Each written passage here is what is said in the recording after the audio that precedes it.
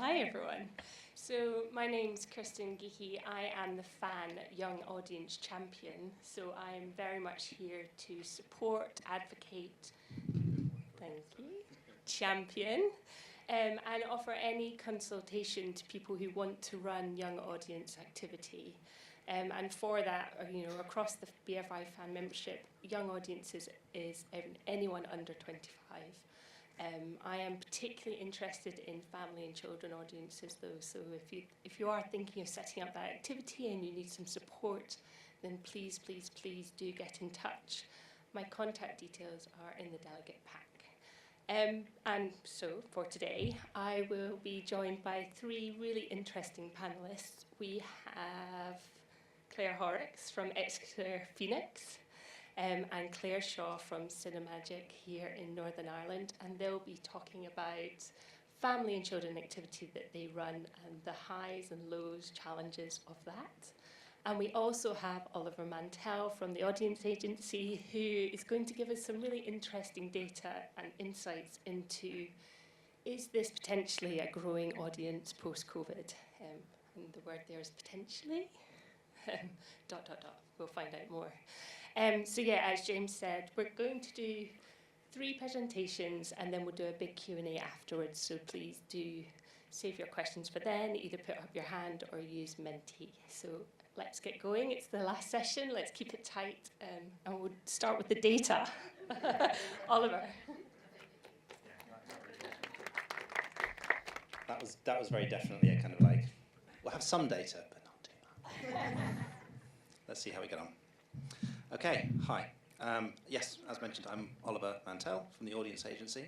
And I think the reason I was invited to be here is that someone from the ICO heard me chatting a couple of months ago about some data we had looking at audiences across the arts more broadly, talking about particular groups that were attending more post-COVID relative to rather too many groups that were attending less, and sort of going, but the ones that are attending more look like being family audiences. And so clearly someone thought, ooh, that fits quite well with the family audiences theme. Let's see how that looks for cinema.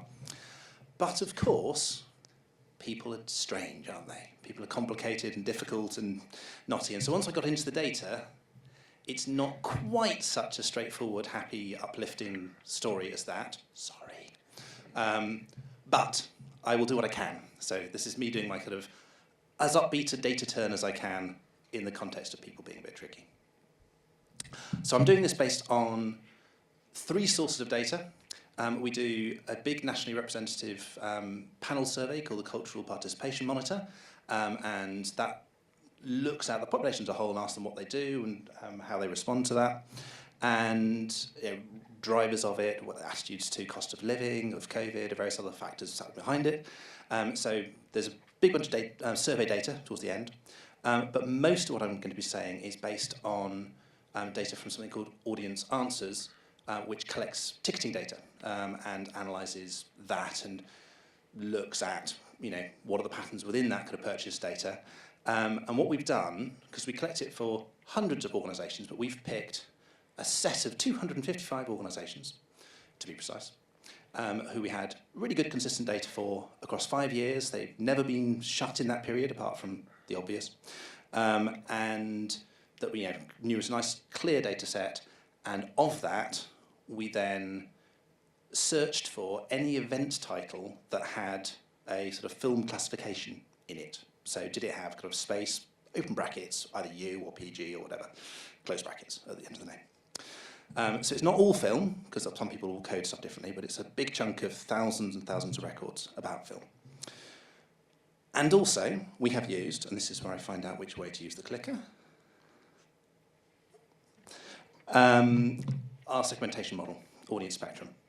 I won't go into super amounts of detail due to constraints of time, but essentially it is a way of splitting the whole population into 10 groups based on the kinds of things they do culturally, patterns in the kinds of things they do, but also the barriers, motivations, drivers and so forth, and linked to demographics.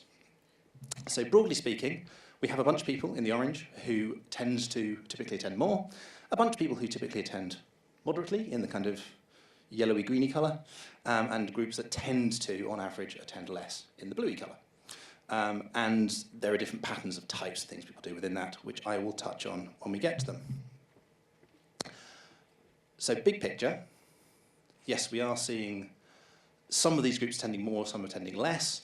I'll look at this in more detail in a bit, but essentially experience seekers are the big story. So this young, sort of often live on the edge of cities, highly culturally engaged, more likely to have degrees, do more contemporary stuff, interested in more sort of experimental type arts and a wide range of stuff, and actually quite keen on film.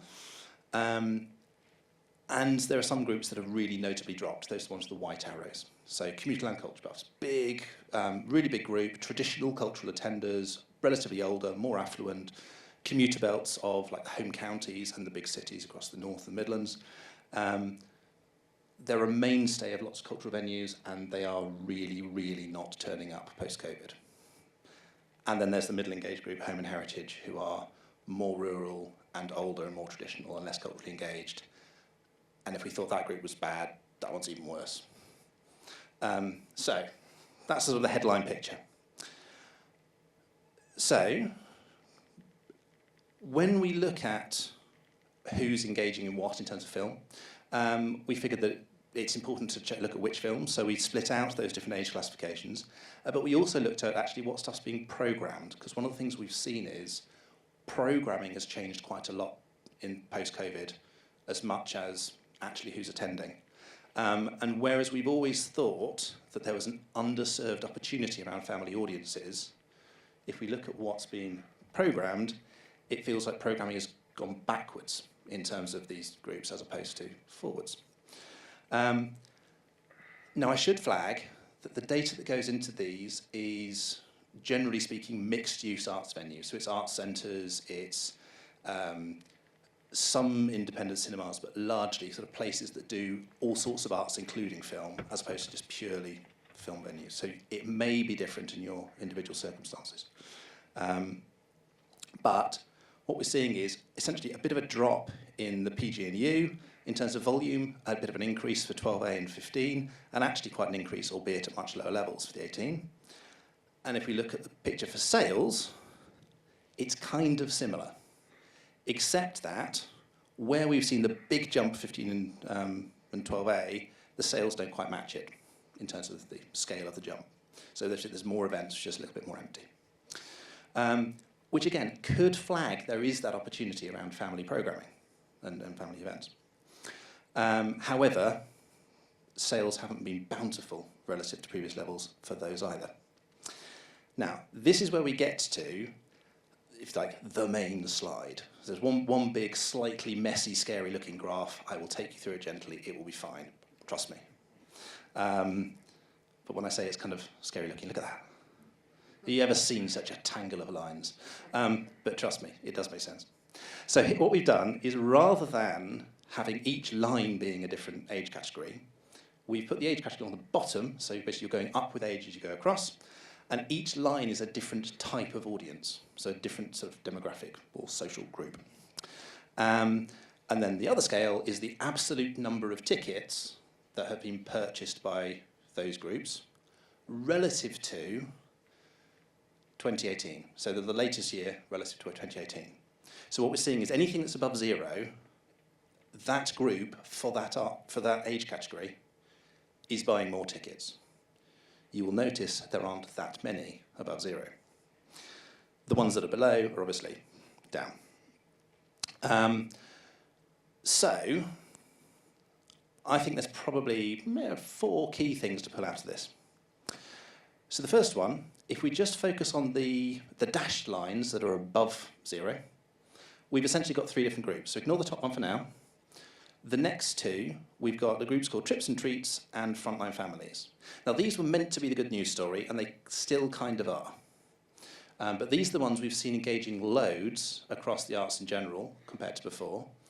They tend to be moderately or relatively lower engaged, typically, but actually they're now engaging more than they have previously been. There's a higher proportion of families in these groups, depending on which of them we're talking about. The Trips and Treats is kind of middle Brittany in terms of income and circumstances, and tends to be small towns. Frontline Families tends to be based more in cities, relatively lower incomes, but both of them growing. So what we thought was, they're growing, they'll be growing for film, and they have lots of families within those groups, therefore the family age groups, the lower, the U's and PGs, that should be where the spike is. And it's not, which is slightly odd. Now, I think there's a couple of reasons for that. One is that, of course, lots of people in those groups don't have families. They aren't families. They just fit the same kind of pattern in terms of cultural attendance. The other one is that, despite what's, you might feel if you've got kids below a certain age, parents do also go out not just for their kids, although it's sometimes a struggle. So there's probably a whole load of kind of date nights and people doing stuff that they want to do, and actually that's where it's kind of pushing the spike. But interestingly, it doesn't appear to be what we thought it could be if we saw anything odd going on here, which is that families are more hard hit by the cost of living crisis in general. They are more concerned about it. We've got the survey data to back that up. And yet, we are seeing them being more likely to attend. And particularly, we're seeing them more likely to attend film.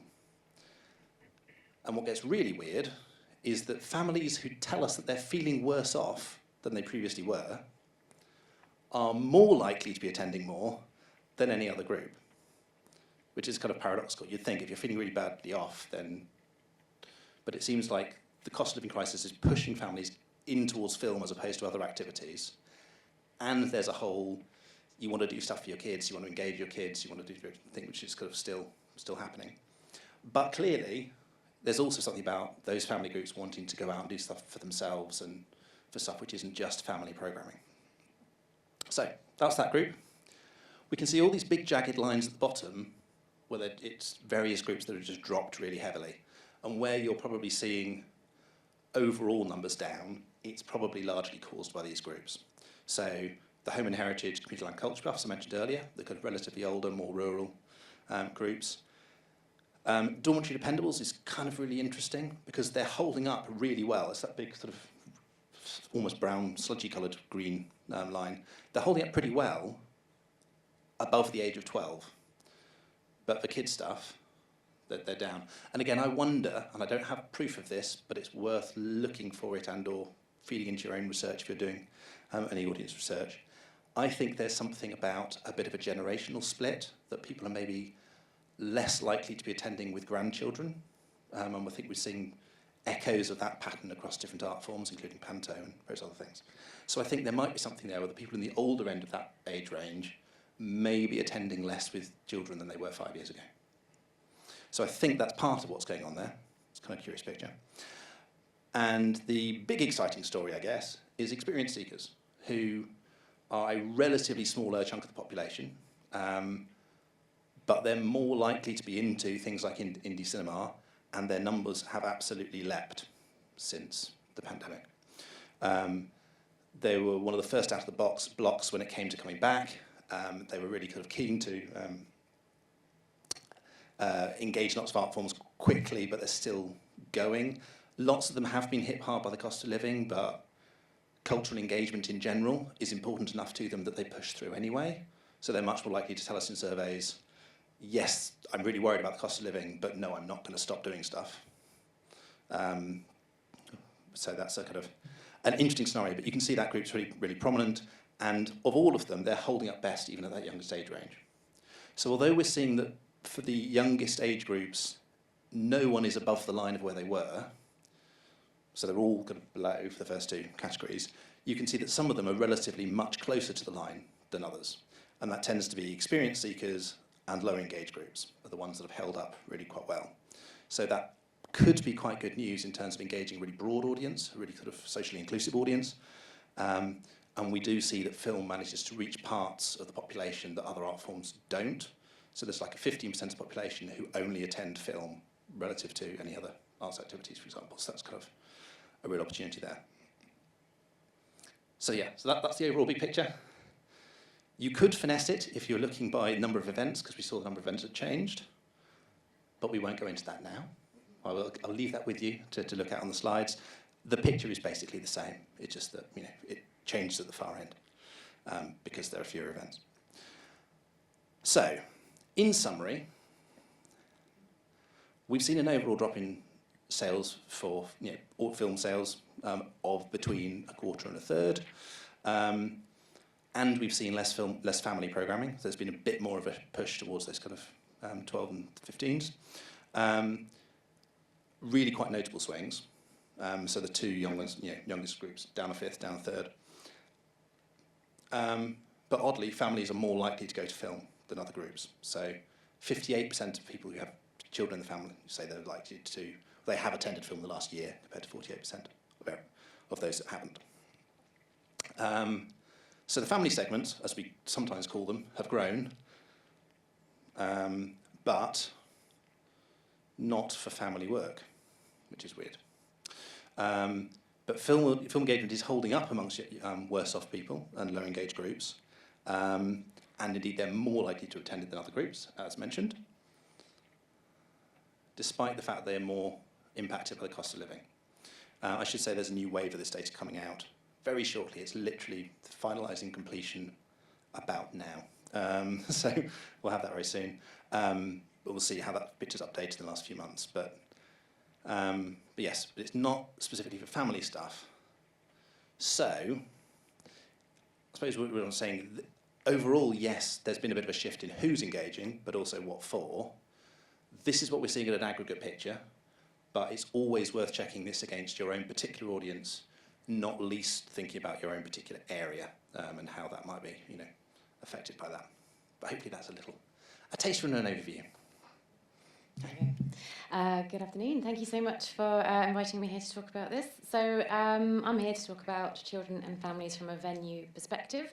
I can't imagine I'm really going to tell you very much that you don't already know or do, but I think it's quite nice to share and also highlight some of the challenges that we are seeing as programmers. So I'm from Exeter Phoenix, and if you don't know Exeter Phoenix, it's the multi-art space in the heart of the city of Exeter.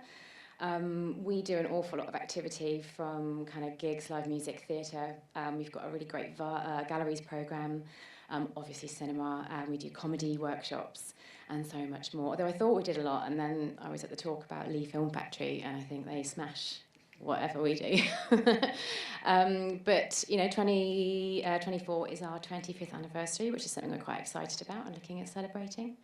And in more detail, Studio 74 is the dedicated cinema space that I care for, and it's 74-seater, and it launched in about 2018. So for the sake of this presentation, I think it's worth pointing out how we categorise families and children at Exeter Phoenix, and we're looking at kind of ages of about beeps and arms to 15. We would classify U's to 12A and some 12s, although I'm not even sure that's a category anymore. But, and we're looking at multi-generational groups when we talk about families, and in this instance they don't necessarily have to be fully related. They might just be family friends or members of the same group that have come together across kind of generations. And a little bit of background about Exeter Phoenix. So we have done an awful lot with families, and when you look back, it's been great to see what we have done. So everything from our annual 4-night kind of big screen in the park, where we dedicate one screening to families, and they were always our biggest seller. So everything from like the films that had come out that summer, like Wall-E or Paddington or something, the films that really got kind of audiences together. We did have an amazing dedicated education team who are overseeing that kind of connection between families and our activity, and also working really closely with schools. But unfortunately, that was a funded post, which we sadly had to say goodbye to. And now there's been quite a big gap between that time, and we're really starting to see where that gap kind of lies in our ability to talk to families and really understand what's going on with young people in their engagement with kind of culture. But still, we have an amazing programme of creative courses and workshops. Children come to us to learn how to animate, how to make films. They're learning how to make music. And we have everything from kind of theatre workshops all the way up to different kind of levels of engagement with arts and culture, from the making and doing. We've hosted regular family raves, which is possibly one of the worst things I've ever attended, both as a member of staff and as a mother. horrible, but really popular, and it brought in a whole segment of our community that we might not necessarily have spoken to. We have an amazing family theatre programme, and our winter show, we don't call it our Christmas show, but essentially it is, but our winter show is a really great kind of draw for families. And we've been a regular Interfilm partner over many years, kind of before they were even into film, and they were whatever they were before. So the kind of things we show a real blend of films at Exeter Phoenix, and I think it's taken us a while to accept that in this context, mainstream is okay. Not only because that's what works and what we're liking, we're seeing that families like, but also that's kind of what we've got to work with. Our first family film that we ever tried out was the BFG, when that came out on release, and we received really huge numbers, and it's only on reflection recently that I've really come to appreciate how great that audience was at the time. And we screened that on release, and we had quite a lot of shows throughout that summer. I think we did it over 2 weeks, and it was great fun. We were able to get loads of kind of assets around the building for the first time and really play around with what that meant. Our programming now tends to focus on the summer holidays, so we're looking at summertime, half terms, Easters. For a while we were trying out regular weekend screenings, and to be honest that became a bit of a challenge, which I'll talk about in more detail, but there was a combination of things that meant it was very difficult to kind of sustain those. But we were also seeing that audiences weren't sustaining themselves, and one of our main problems was that as an organisation we had to find ways to kind of cut back on running costs, and one of those things that we decided to do was close on Sundays, which kind of scuppered the whole idea of having weekend screenings. And where possible, we love to host Q&As and events. Most recently, we had the directors of Kinski's Kingdom, which was one of the most beautiful things we've done in a while, and it was a really special kind of event, and handing those questions over to a young audience was just hilarious, some of the things that they asked. So kind of going back, so we talked about BFG being successful. Boy and the Heron was one of our best sellers of all time, and that was a really great example of where those audiences crossed over quite nicely, and we were seeing older families with older children coming, even to kind of the subtitled versions and not just the version in the English language. And If was a huge success for us, and it was a really special title that kind of was a title that I found more of the parents coming back and giving feedback about and talking about. I think it was a film that resonated with adults quite well. So it would be unfair to not talk about our unsuccessful titles, and I think the headline here is that streaming really gets in the way. So films that have either already been released on streaming platforms or have a very limited cinema release where the effort and the energy behind those films hasn't allowed it to land with audiences, cinema audiences specifically. And I mean, some of these films we literally had no shows, so they were a complete failure, I think, but that helped us learn. And again, looking back to create this presentation, it's actually been really useful for us to understand what that means in terms of what we're working with. And we can definitely see that those films that are on release are our most successful. Rep cinema, when it comes to family titling, is really difficult for us, and I think we need that backing at this time. We need those titles coming from different angles and people landing in different ways, that allows us to be able to make a success out of them. So there's a lot of challenges, but I think, I'm not going to go through them particularly too individual, but I think these are the things that we're finding have been getting in the way of us filling our cinema for families. The main thing is, and I think we can take some of the data that we just saw, is we don't really know who we're talking to at the moment. I couldn't profile our family audience that easily without making some big assumptions. And because we don't know who we're talking to, we can't really be consistent with our conversations. We can't pitch it quite right. I'm not entirely sure whether the majority of our families are coming with their grandparents or if they're coming with their mothers, with their fathers, with their step-parents. We don't really know who these people are. As a multi-art space, it means that we're open to doing some amazing things and putting some great offers out for our families, but we are competing with ourselves. We're limited to the small window of time when families are out and about. And that makes it very difficult for us to kind of not over-program and make difficult choices, make families make difficult choices. And that idea of recruiting new families, obviously families grow and they get older and then they disappear, but how have we got a formula? We've come up with some really good formulas for recruiting students and sustaining those, so we need to look at how we can maybe apply those to families and think about getting those new ones in, but then also converting those 15-year-olds, 16-year-olds, 17-year-olds. We're getting them back when they're 25, or maybe just under 25, but how are we going to fill that gap. What does that mean? Who are those people? How can we get them to have a relationship with Exeter Phoenix that's maybe a little bit more independent from their grown-ups? I'll show you some quotes in a minute, but our wider venue offer, like I said, we're a big multi-art space. We have big raves, we have big music gigs, and that's what we're known for. So when we're still open at 4 a.m. on a Saturday, and it's messy, you know, and you're scooting little ravers out the front door, and then 6 hours later we're opening the doors again for families. It's not really the great visitor experience that we want when it's a little bit smelly and sticky. So we have to really think what that means as a programmer and what comes first and where our priorities are. I mean, and this is the tiny little one, but it's the biggest problem is content. I think we can all agree there isn't enough content, there isn't enough independent things, British films coming through. We're really struggling to not compete with the 4 other cinemas in our town, 3 other cinemas in our town, for the same content and the same families. So that's something that would be really good to discuss more generally. So one thing we've been doing to kind of get a little bit of idea of who we're talking to, we've been surveying a bit more, and we've been surveying not just our cinema audiences, but our family audiences that come to workshops and theatre. And these are the two kind of headline quotes that I think we need to start working with a bit more as an organisation. The fact that people didn't really know we did shows. Families weren't looking at us and considering us as a space, weren't researching what we're doing, weren't finding ways to engage with us. And something I have to agree with, that our food and drink offer is not visible, it's not really very available, and it's inconsistent. Maybe one holiday we'll have a family kids offer and the next we won't, and you know, the kids can have chips, which is what my kids would choose, but you know, it's nice to have choice. So, you know, what are we doing with these quotes? So we're really starting to think about how we're talking to people. We're looking at internal and external changes. So internally, we are starting to think as an organisation how we can be better at programmers.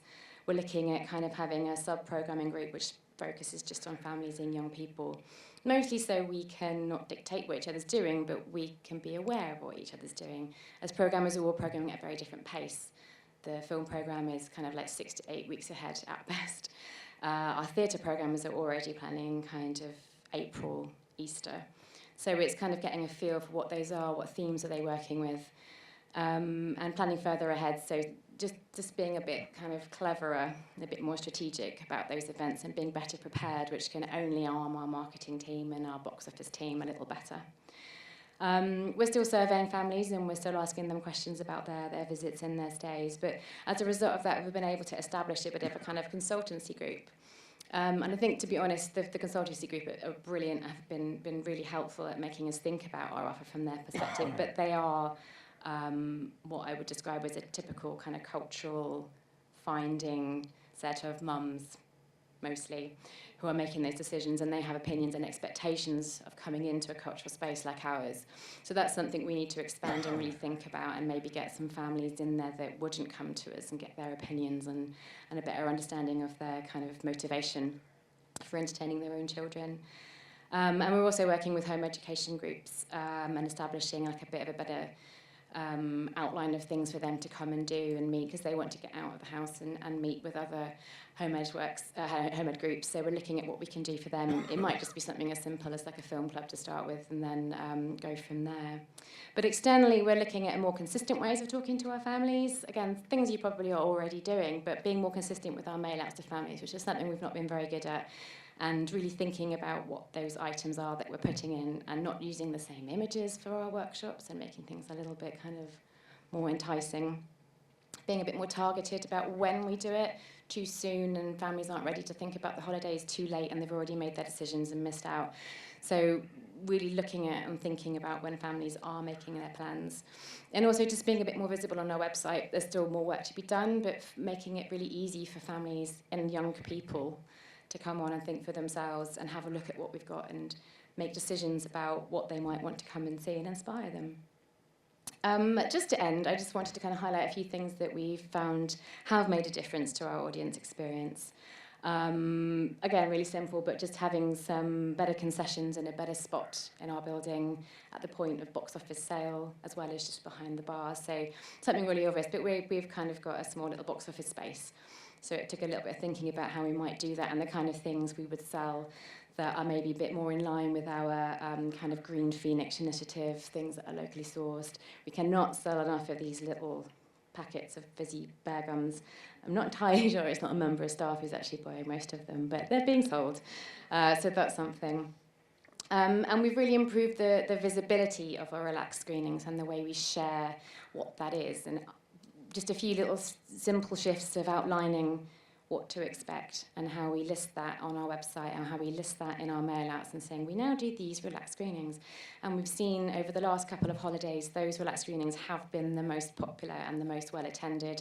And it's not just people with different sensory needs. A lot of the time it's families with kids of different ages. So for instance, there might be some parents that come and they've got a new baby who can lie on the floor, but then they've also got an 8-year-old and a 12-year-old who might want to move around, and that's proved to be a really nice kind of social event as we're seeing families come together, so friends coming and joining the screening at the same time, and they've been really fun and a real pleasure to host, and we've had kind of breakout spaces in our little secret garden, and the whole thing has really helped us think about what families are expecting, that less formalised experience of coming into our space, and we've had some really great feedback, you know, investing in some headsets for those that might want them behind the box office that they can hire.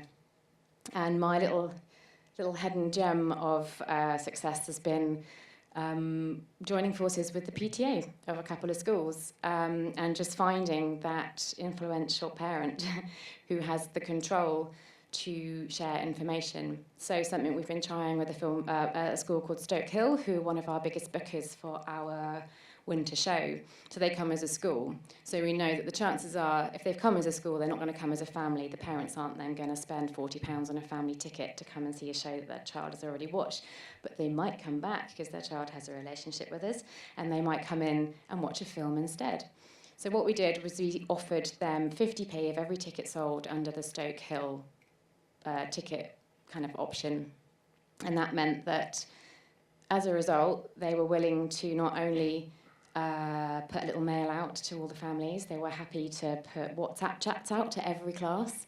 There's 3 classes in a year, there's 6 years, so that's great maths. They were also happy to do an official Stoke Hill school email coming from the school. So that meant that it wasn't our recommendation at Exeter Phoenix, this kind of faceless organisation, it was another parent. It was the school suggesting, hey, this is some good culture that you could do while you're on holiday. Have a look at this programme. And that has been a massive success for us. And it's a relatively small amount. We just treat it as like a marketing budget. So if you've got, 60 kids, 60 families, 60 tickets sold, that's 30 quid. That's right. Which isn't a huge amount of money when you think about it. And we've rolled that out a few times, and that's been something. So I really recommend speaking to someone in your place of work, or if you have got a PTA, just give it a go and see what happens. And that has literally been a real kind of bit of a lifesaver with some of our summer programme. And we'll be doing it again moving forward, and hopefully enrolling a few other PTAs, and everybody wins and they get some money. So yeah, going to end on this photo of some Star Warsy things. Thank you very much. Thank you. And again, like the previous speakers, thank you so much to FAN and ICO and Film Hub NI for inviting me to be part of this afternoon and the conference. So the conference really landed at a great time because the Cinemagic Festival programme for young people, family audiences, has just launched. So hopefully you'll be able to pick one of these up on your way out. But Cinemagic is, for those who don't know, is a young people's film festival.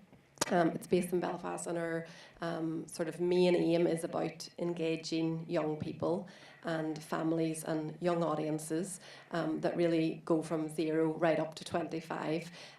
So we've been running in Belfast now for 35 years, and we do a lot of cross-border work within Ireland as well, and it's something we've been developing over a number of years just to really increase our profile on the island of Ireland. And over the years we have delivered various different aspects across the water as well. So it's brilliant actually to see so many different people here really from across the UK, and hopefully you'll have heard of Cinemagic in some shape or form over the years. I just have one slide today that I'm just going to use as a visual aid with the photographs and some of the examples of programming and marketing and engaging young people and families. So the sort of 50% of our bread and butter in terms of our audiences is that young people and families audience.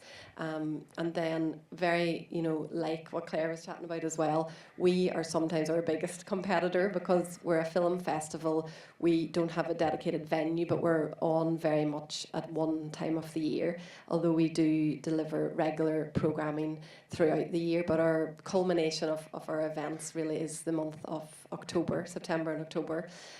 So within that month, we work with a number of art centres, cinemas across Belfast, one of which being the QFT. And for many of those venues as well, Cinemagic is bringing in a large percentage of their family activity really for that period of time. So we work very closely with the venues as well in terms of attracting audiences that maybe normally wouldn't come to the likes of the QFT, and that is right through from families up to young teens, and then again going into that sort of 16, 17, 18-year-old category.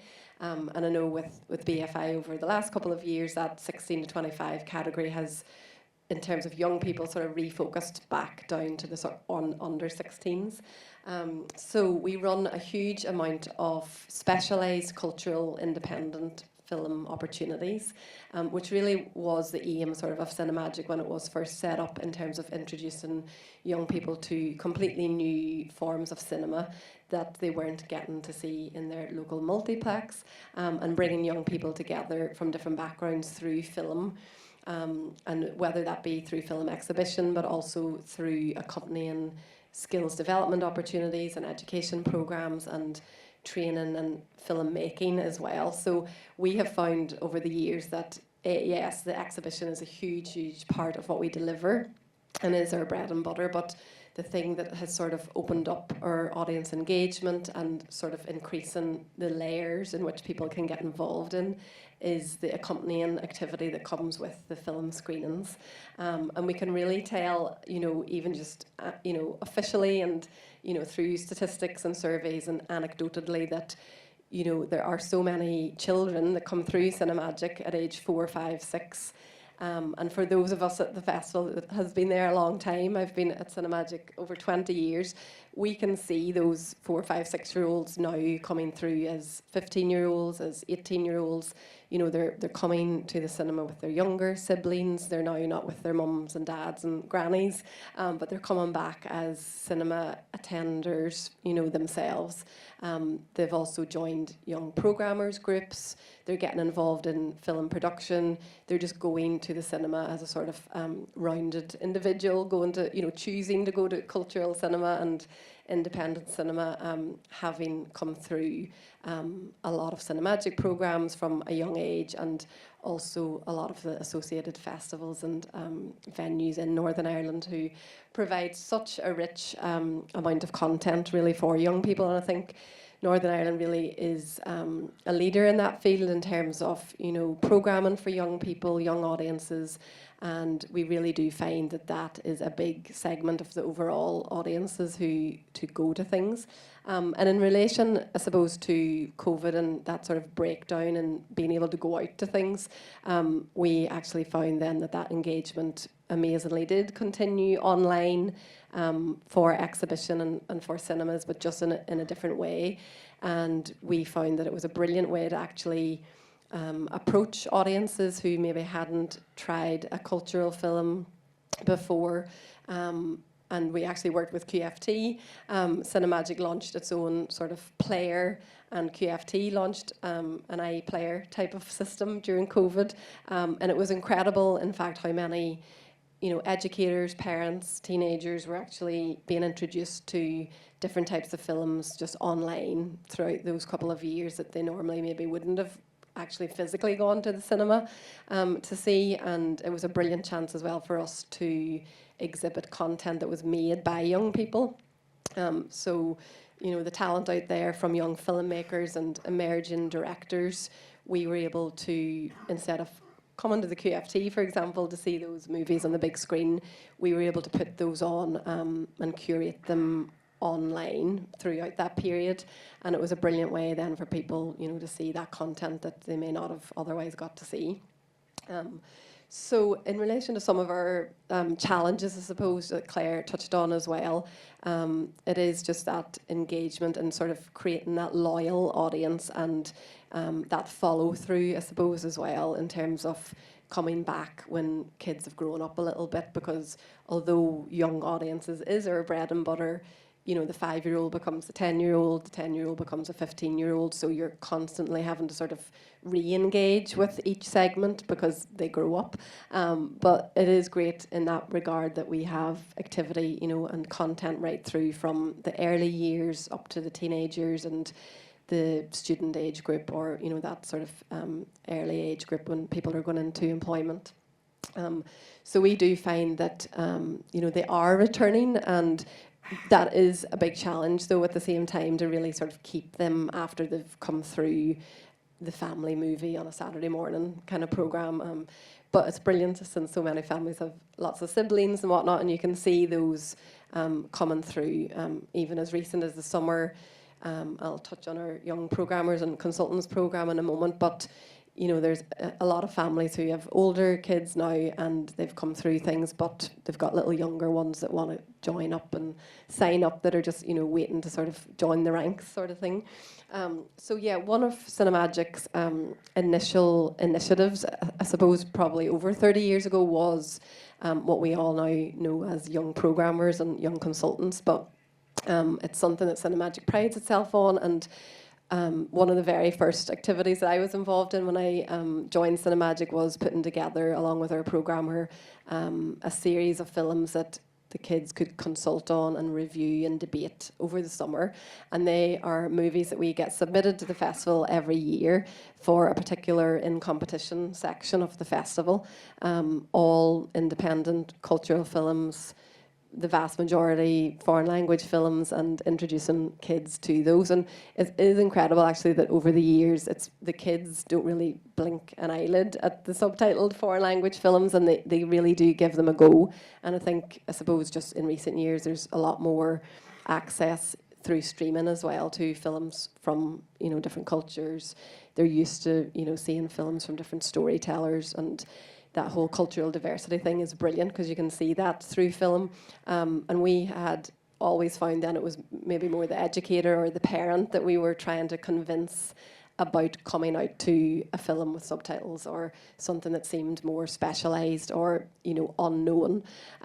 So our sort of focus, I suppose, from the marketing and programme point of view, is about having, you know, as much specialised and cultural content as possible to really whet people's appetite. And that's really what we want people to see, because it's, you know, all about seeing the world differently and, you know, broadening people's horizons, but having that balance of the mainstream movies and mainstream content that everybody absolutely enjoys and wants to see.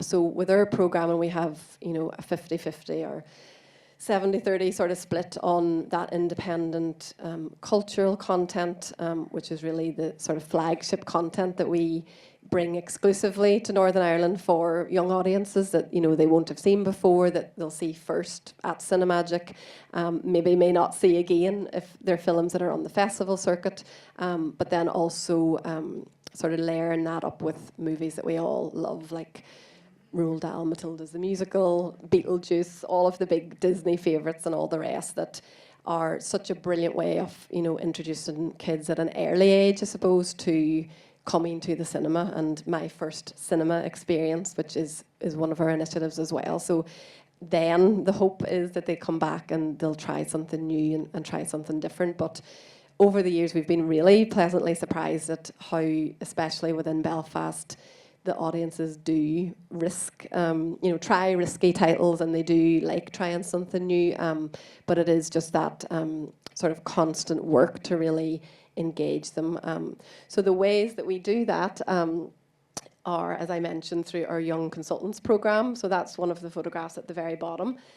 So just in the summertime, as we do every year, we have 3 different age groups right through from 8 to 18, and they come in over 2 days. And this summer we had about 100 kids in total, 30 odd in each age group. They came in, they watched movies they've never seen before. We've guided them through how our programmer and the team select movies, what we think audiences will like. But very importantly, Cinemagic is designed by young people, so a lot of our staff are not necessarily young anymore, but we really feel it's so important to have that designed by young people as part of our sort of strategic objectives, because we really want young people to consult with us on what they like, what they enjoy, what they want to see on screen, which may differ to what we think they want to see. So it's such an enjoyable initiative that we run every year, and that is a brilliant way of giving kids ownership of what is in the programme as well. So that's just an example of something that perhaps some of people here today can do, even just with 1 or 2 titles that you want to sort of take the risk with and put it out to a group of young people and ask them their opinion on them. And it's actually worked quite well as well with some of our older young people who have gone on to work with the QFT Lumai programmers, who are a little bit older young people. But again, the QFT over the last number of years have given that ownership to that sort of 16-year-old to 25-year-old group, that they can programme films and activity around films that they know that their peers and their friends will come to. And there's been things that have been completely different to what the programming team may have choose, but they have seen audiences come through the doors and have sort of generated a whole new audience for coming to venues like the QFT or coming to a Cinemagic Film Festival event. So that's something we do, and it's brilliant, as you can all imagine. 8 to 11-year-olds have so many opinions about what movies they like, what they should, what should be on the screen, what shouldn't. But it's brilliant just getting them working together, talking about films, cultural movies that they've never heard of before, but also very much about the issues that are in the film. So all of our Cinemagic films, in terms of those European films that we show, are very much, they have a young person as the protagonist at the heart of the movie. They would be very much about profiling youth issues and social issues. So all of, running through the vein of those films that we show as part of the festival is always a story about youth or a young person's experience. And again, that sort of culturally diverse outlook as well, not just about people that look like you who live in your neighbourhood or that you already know about. So that's what's really special about Cinemagic, and I think if you're trying different types of films for young people and young audiences, it's trying to let them see, outside of what they're used to and what other storytelling is going on. So that's our young programmers and young consultants, and then they stay with us, I suppose, from July to November every year. So they've selected a number of films that we then will be showing in October that can be found in here. But it's really nice because they become ambassadors for Cinemagic. So they go back to their schools and their families, and they'll say, "Oh, this movie's on in October. We saw it in July. It's about this. It's not out in the cinema yet. Can we go and see it? Or why don't you go and see it?" So we sort of give them that ownership as well and invite them to different events in the festival. They get to meet directors that are over then as part of the movies, and they sort of get to delve in a wee bit deeper to the films that they've selected. And that's the thing as well, just in terms of engaging the audiences, that it isn't just the film that's on, that a lot of the time we'll invite directors who come over with the films. They may have a young cast member with them, so we put on Q&As and workshops that really just bring the film to life, and they hear about how it was made and that sort of insight, to how they got to that point of telling that story. So we find that obviously for engaging young people, that's what they really love. They want to watch the movie, but they also want to meet the director or find out about, how the film was funded, even, for example, for those emerging filmmakers that are really keen making their own short films, and how can they get things together to get their own stories told.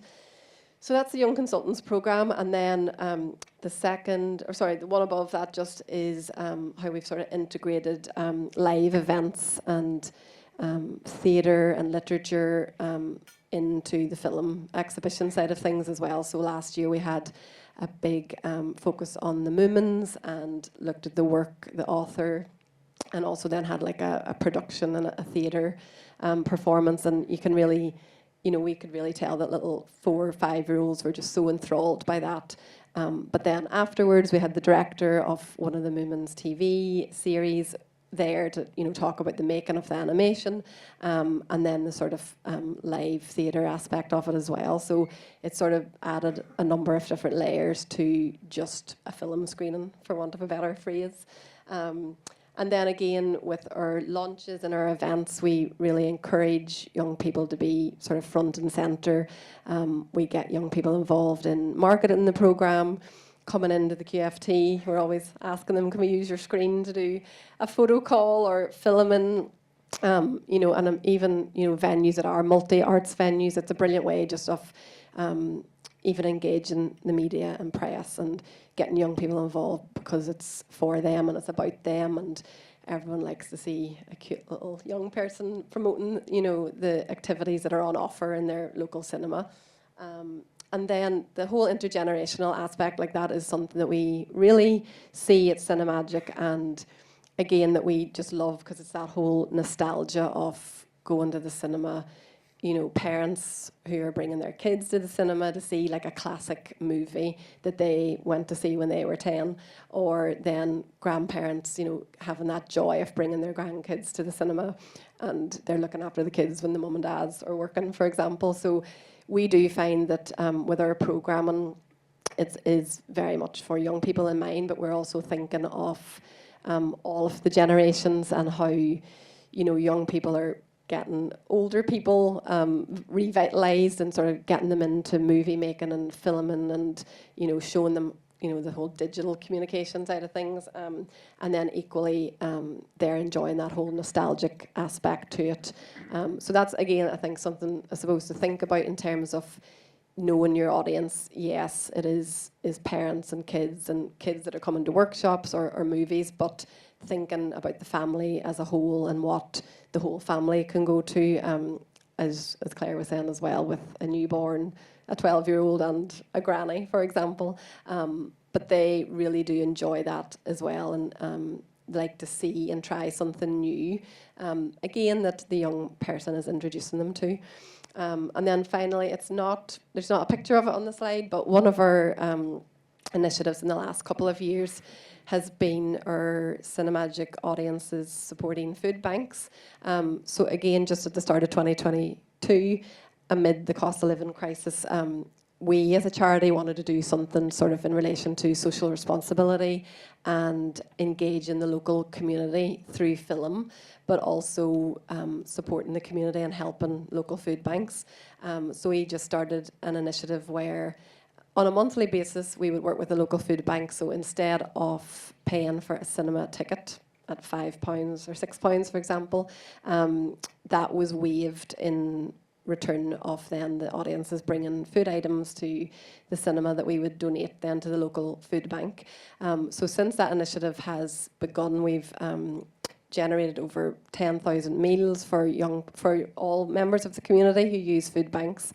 And it's been a really powerful exercise in the power of film and the power of community, and that sort of collective experience and collective gathering of watching a movie, but also giving something back to the local community, and really sort of giving young people that understanding as well of how everything works in the world, but how, through film then that initiative has really sort of helped local communities. And again, it's just something that we really wanted to try that was sort of an intergenerational thing as well, because again, the older generation were bringing their young families along, and young people were really getting behind it in terms of how they were going to the movie, but also it was all very much about learning about social justice and just about what was going on in their neighbourhood. So that's been running really well for us, and it's a way of giving back, but also again introducing people to different regional cinemas across Northern Ireland. It's something that we've benefited from funding through Film Hub NI, that we've been able to go out to lots of different regions of Northern Ireland outside of Belfast, but going into local areas, bringing Cinemagic to those areas that normally maybe they wouldn't have heard of the festival or been able to get to an event in Belfast, but they're coming to something in their local area, but then they're also supporting then their own local food bank. So that's been a really brilliant initiative for us. But again, challenging because just the issues around the cost of living and, you know, haven't been able to afford going to the cinema in the first place versus, you know, everything that everybody's up against in terms of just buying groceries in the house. So, yeah, hopefully there's been a few ideas there that you may already be familiar with or ideas that you can try. But for us, a big part of it is very much involving young people within our programming and in our delivery, and getting them involved as much as possible, and, you know, letting their sort of skills develop as well, and letting them really have fun. And that's something that we really find about, especially the, you know, the cultural films and harder to sell films. It's about just getting young people in at the heart of them, and hopefully that will sort of filter through then, so that when they're asking their parents, can they watch a foreign language movie at home, that it won't be such a shock or such a surprise then for them to do that, and then maybe return to the cinema, which is what we want everybody to do. So hopefully that's a wee flavour of things, and please do take one of our programmes as you leave, and if there's any questions now as part of the panel, we'll be happy to answer them. So thank you for your time. Thanks. Thank you, everyone. That was excellent. There is an awful lot to ask. Again, we don't have any questions on mentees, so but if you just want to put up your hand and ask a question, then please go ahead. I might just open it up because you ended mentioning on cultural programming, finding that tricky to market to kids. You also touched on content as well, and can you expand a bit more about how tricky is it to programme for a family and children audience? Well, I'm not the programmer at Cinemagic. Not the programmer, but I work very closely with the programmer. But I think it has evolved as well, I think, over the years, and it's about programming contemporary films that cover issues that are important to young people presently. But it's also, you know, being able to have that expertise to actually show and take a risk with content that, as a programmer or a programmer knows is a brilliant film or has a really important message to tell. So I know from the programming side of things, it is very much about, you know, introducing something that they know your audiences should and will like, but also just, you know, giving them that chance to sort of say, well, look, you might not have heard of this German director. However, the heart of this story is about a topic that's a universal topic that you will relate to regardless of what city you grow up in. So it's like nearly saying, look, I know you will like this, give it a chance. And in terms of actually acquiring that content, is that, you know, what's the process? Is that easy? Is that challenging? Again, yeah, I mean, for us, that is our bread and butter in terms of acquiring that content. So that's just something over the years that we do work 24/7 around the year, you know, to get. And it is just being very aware of what new films are coming out, you know, throughout Europe, having relationships with distributors, with other film festivals and venues. And I suppose for us in Belfast, there isn't another Cinemagic, so that content is something that would naturally come to Cinemagic. However, the big challenge always is if there is a big well-known cultural film or a well-known release, a lot of the times it's very much about working out what festival it needs to go to first, or a lot of the time, because we're in October, so many of the big titles, either cultural or commercial, have to be at BFI London Film Festival first. You know, and so there's things like that that are challenging because we know it would be amazing to get a premiere of X, Y, and Z, but those type of films that are on the festival circuit, there's a bit of a process of where they come first. But, you know, in recent years, there's been amazing Northern Ireland made productions that we've been involved with, and we've got to preview here. So the challenges, I suppose, are that because it's just fitting it into your, when we want it versus when we can get it as such. But that is something, we're finding that, you're just constantly working on developing relationships with different distributors and directly with directors as well. But yeah, it's challenging at times. I was going to, Claire, is that a similar experience at Exeter? I think as a venue, it's slightly different because you've got a year-round duty to speak to your audience. I think there's a criminal lack of content, and those amazing films that you have, those European films, aren't then being distributed for other cinemas to take. Yeah. And I don't know why, because there are cinemas that will take them. I bet there's people in the room that feel the same, and we're all scrabbling to put the same films on. And as I touched upon, those streaming films, there's a beautiful Christmas film on LFF. Guess where it's going? Straight to Netflix. And I think there's not even that window of opportunity for cinemas to let things breathe. But I think, there's work to be done. It's a huge challenge for a single screen or a single independent cinema to compete with the buying power of a chain, of a picture house that can put on a Saturday, Sunday kids club and can put that into all 25 sites. And then their ability to buy that film they're not going to be costing the same as it is for our screen. So is there a way that all independent cinemas can come together with the same buying power? Why are we not changing that? Why are we not working with other cinemas to do the same thing, to go to Universal and say, look, we'd really like to put this film on this Saturday, and we can all guarantee that we'll do it. What might that look like? More of a network between people doing family and children, aren't you? Yeah, it'd be a beautiful thing, and then we can share similar branding. Yeah, it might be that someone's helping to put those ideas together, which saves programmers time. I don't know what it would look like, but I feel like there's potential. This is the beginning. Hopefully. I was also just thinking about what you were saying, Oliver, about more of an increase of viewing of 12 to 15 certificate content. And, is that, just reflecting on that, is that because that's what's out there, that's what's in the mainstream? There actually isn't a lot of good quality UMPG content out there for families to go to. Absolutely, and that's something I did wonder about the data there, that there is just a lack of titles. And I don't think there's much now until half term, and then all the cinemas will be showing that same one film. So I don't know what the answer is. I think it would be great for distributors to sit down and have a look at what other films are available, pay more attention to film festivals like yours.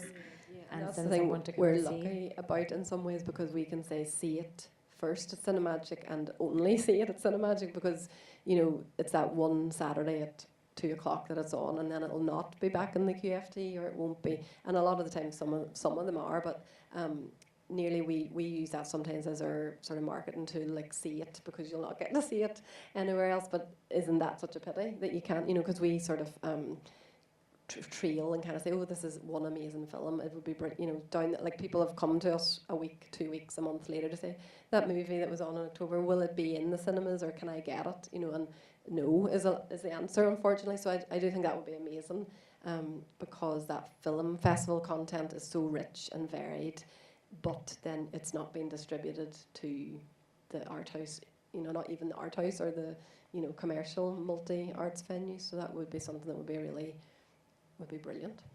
And I'm mindful of how long it takes for these films to be made. So Kensky's Kingdom, that took 10 years to make. So you can see why there's a lack of beautiful independent content. I'm not denying that, but what can we do about that? Don't know. Were you in the EI? Well, I'm now beginning to see some fun now. I don't mean that, but there's something in that, isn't there? I think it takes them 10 years to make, and if it's going to take another 10 years to make the next one, well, that's what does that mean? All those kids that came to that, they'll be adults. Any questions? Oh, great. I'm sitting here similarly feeling I've got a very small venue, 78 seats, and they're often very unaffordable. So when we do family films, some of them went really well over the summer. Kensuke's Kingdom, Inside Out, but Shrek, which I absolutely love, people didn't come to. So it costs us as a cinema to do them. We're single screen. Is there any way of negotiating terms? Because sometimes, it feels quite it's very risky, and also you reduce the cost of the tickets. So we wanted to do kids' tickets and family tickets. And so just covering your costs on a children's film or family film is really risky. And then you go, oh, well, I'll just put on a 15 or a because you know you'll get people coming, and it just always frustrates me because I really would love to do more. And often you get people coming saying, well, why don't you do more films for families? And you kind of go, well, I'm sorry, but View, you know, it's really, you're really a circle because I'll go to View or because they can see things. And then people want to see them quite soon as well, so you don't take them on the first week of release, you take them on week 3 or something. So it's a bit of a frustrating circle. I don't know if anyone else can help with that. I think that's, oh well, unless you want to respond, but I think that's sort of what we're getting at, that there maybe needs to be sort of one party that's maybe negotiating these across cinemas, particularly for this young audience content. But actually, maybe that's something to be sat with me to look into. This could be my project. It's the fight with the sales agents, and it is that negotiating just like even for one-off titles as well. It's expensive, and then to be able to just for like a venue, for example, to have that even for a week. You know, they want to obviously have them in venues that they'll be able to dedicate 3 screens every day to, for example, which is impossible as well. But yeah, it is that sort of negotiating, and it's problematic because those are the gem of films that you really want audiences to see, but sometimes you're priced out of it. And even at Cinemagic as well, where like there's sometimes you have to say no, that's too expensive for a one-off film, even though we really want it, you know. So that could be something that, you know, that sort of collective of venues that programmers would really want to program a certain film, if, you know, they could sort of come together and say, look, we'll all show this and guarantee X amount of screens, whatever. But yeah, some distributors would be really up for that, some might not. No. I think even if you look at Inside Out 2, it came out, 2 or 3 weeks before the summer holidays, and cinemas that did take it had to do 3 shows a day to an empty cinema. It's bonkers because the kids were at school. So I don't know what the logic is. I don't know if there's people who aren't parents making these decisions in the distribution. I don't know. It does seem really backwards when we're all here for the same motivation. I think one thing that jumped out to me that I really loved hearing both of you talking about what you were doing is the sense of a kind of continuity of relationship with the particular audiences and what you do to wrap around that experience, and you know, the network marketing and so forth through WhatsApp, whatever. So I think one of the challenges that film faces that's maybe particular when you compare it to other art forms is the sense that the actual product, the thing that's on screen, is kind of it's in the can, so to speak. You know, it's standardised. So it's you have to make the wider experience, a relationship with the venue, the kind of the sense of ritual or habit or coming back, and the thing that holds people into that relationship. And it's really hard when you're talking about family audiences because that has to be the thing that holds them, but also you need to move with them as they age, and that's a really tricky balance. But the more that I guess you can get people to sign up to, literally or metaphorically, a kind of a regular pattern of behaviour or a regular thing, then maybe that starts to give you the confidence to be able to program stuff in a way that you kind of know there will at least be a core audience there that's going to hold it up. But I mean that's obviously incredibly hard to do. You know. But yeah. I thought also leading on from that, sort of how important is it doing added value to just a screening to this audience? Do you think you have to do more than just show the film in order to engage a younger audience? I don't think necessarily from a venue point of view. It's always helpful to have, you know, access to the colouring sheets, and I'll always ask what distributors have to do that, or, you know, we're lucky we have creators in the building that can make things without too much trouble. It's probably different from a festival because you want to keep hold of them and make that experience maybe slightly different and more eventised. But I mean, the Q&A was fantastic, but if I'm being honest, we had a great number of families, but we also had a lot of our kind of filmmaking community coming, and, you know, older film fans. So I think they're just as interested in those opportunities. And we do find that with the younger family audience, they do want more than just a film, and it's just that entertainment and engagement for young people that they come in, they may go to a film and then do a workshop after, or go on to something else in the afternoon, or again, depending on the venue. I suppose that's the beauty of a festival as well, because we can work with a number of different venues, so they can go, for example, to the Ulster Museum where we run films, but they can then go around the museum in the afternoon or in the morning, get their lunch, go out to the park, you know. So a lot of the time we're kind of saying, build your day around the festival, and there's other things.